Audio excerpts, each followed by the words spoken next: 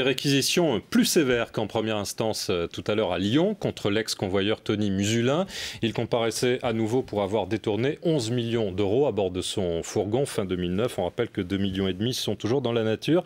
Vous êtes à l'audience en direct, Benoît Petit. Tony Musulin que l'on a vu très énervé en début d'audience tout à l'heure.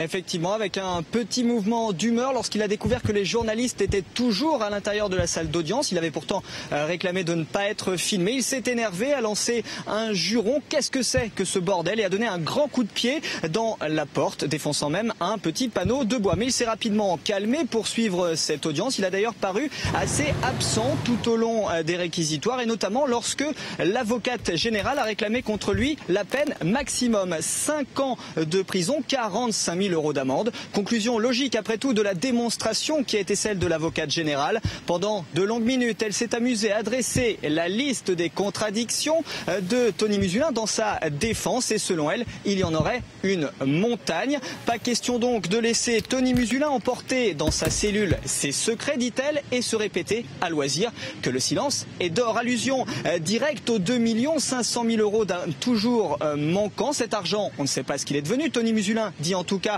qu'il ne l'a pas.